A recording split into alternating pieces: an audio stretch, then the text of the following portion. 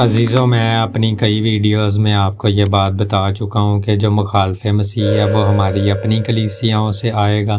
مخالف مسیح کہیں سے باہر سے نہیں آنے والا ہے، اور آج مخالف مسیح ہماری کلیسیاؤں میں ہمارے سامنے ہونے کے باوجود بھی ہمیں وہ نظر نہیں آتا، اور ہم لوگ جو ہیں اس کی چال میں پھنستے چلے جاتے ہیں۔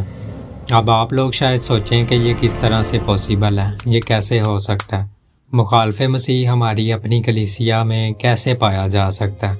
مخالف مسیح ہماری کلیسیاؤں میں کیسے کام کرتا ہے؟ اس بات کو سمجھنے کے لیے ہمیں لفظ اینٹائی کے مطلب کو سمجھنا ہوگا۔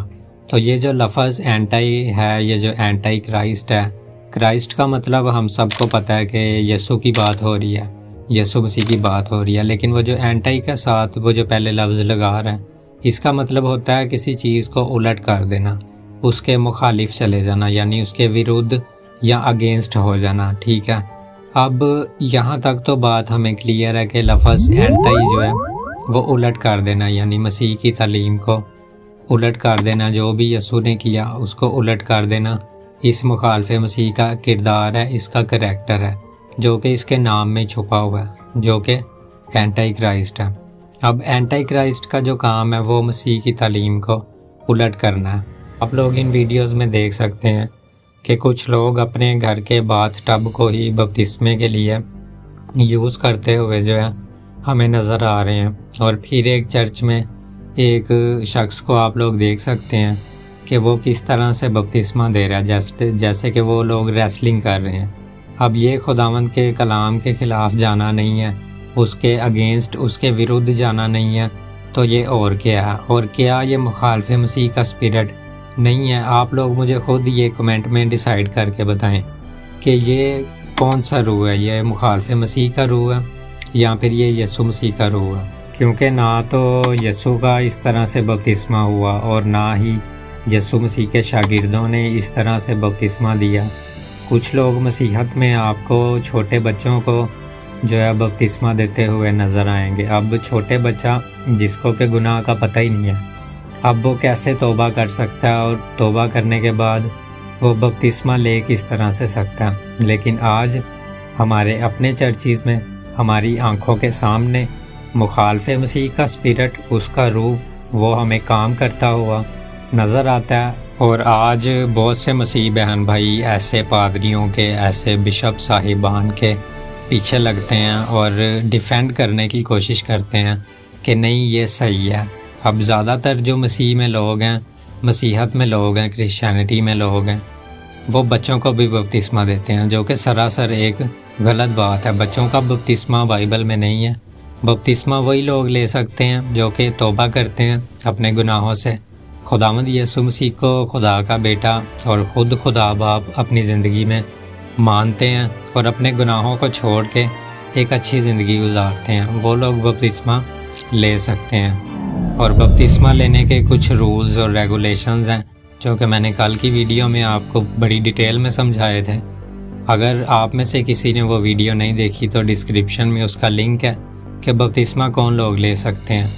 یہ تو ایک الگ بات تھی، لیکن آپ یہاں پہ دیکھ سکتے ہیں ان ویڈیوز میں مجھے بہت زیادہ دکھ ہوتا ہے جب اس طرح کی ویڈیوز سوشل میڈیا کے اوپر میرے سامنے آتی ہیں، اور میں ایسا ضروری جانتا ہوں کہ اپنے مسیح بہن بھائیوں تک سائلنٹلی اس کو پہنچایا جائے، اس پیغام کو، کہ آپ لوگ دیکھ سکتے ہیں کہ آج مخالف مسیح کا جو اسپرٹ ہے، اس کا جو روح ہے، وہ ہماری چرچز کے اندر، ہماری زندگیوں کے اندر کس طرح سے کام کرتا ہے۔ اور آج جو آپ لوگوں کے لیے خداوند کے پاک کلام سے پیغام ہے وہ یہ ہے کہ خداوند یسوع مسیح کا پیغام ہے یہ، اور لکھا کہ تم مجھ میں قائم رہو، یعنی مجھ میں بنے رہو، یسوع مسیح کہہ رہے ہیں، اور میں تم میں۔ جس طرح ڈالی اگر انگور کے درخت میں قائم نہ رہے تو اپنے آپ سے پھل نہیں لا سکتی۔ اب یہاں پہ ہمیں سمجھانے کی بات کی جا رہی ہے کہ جس طرح ڈالی اگر اپنے انگور کے درخت کے ساتھ جڑی نہ رہے، اس کے ساتھ لگی نہ رہے، تو وہ قائم نہیں رہ سکتی، یعنی وہ بنی ہوئی نہیں رہ سکتی، اور اپنے آپ سے کوئی پھل بھی نہیں لا سکتی اگر وہ ٹوٹ جائے تو۔ لیکن اگر ہم خداوند میں بنے رہیں، آگے وہ لکھتا، تو ہم لوگ قائم بھی رہیں گے اور پھل بھی لائیں گے۔ اب یہ آپ کے لیے پیغام ہے کہ جو خداوند کی تعلیم ہے، ہمیں، آپ کو، ہم سب کو اس میں بنے رہنا ہے، اس کو نہ توڑنے مروڑنے کی ضرورت ہے۔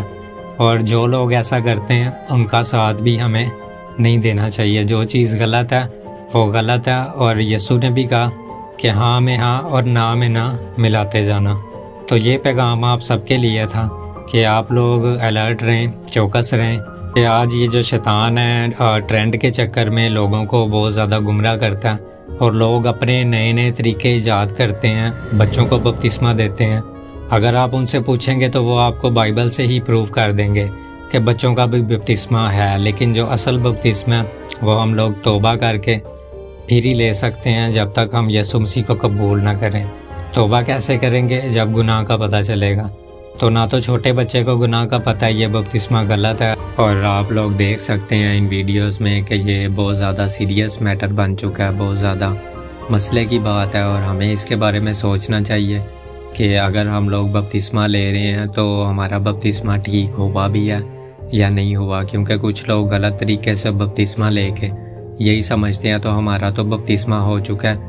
لیکن پطرس رسول نے کچھ یہودیوں کو بائبل میں یہ بات لکھی ہے، یہ واقعہ لکھا ہوا ہے کہ پطرس رسول نے کچھ یہودیوں کو دوسری بار بپتسمہ دیا تھا، کیونکہ وہ لوگ اس سے آگے شکایت کر رہے تھے کہ ہمیں جو ہے رول قدس نہیں ملا، اور پطرس انہیں کہتا ہے کہ تمہارا بپتسمہ ٹھیک سے نہیں ہوا، اور پطرس انہیں بپتسمہ دیتا ہے اور اس کے بعد انہیں رول قدس بھی مل جاتا ہے۔ اور اب آپ کو بھی یہ بات سوچنے کی ضرورت ہے کہ کیا میرا بپتسمہ ٹھیک ہوا ہے یا نہیں۔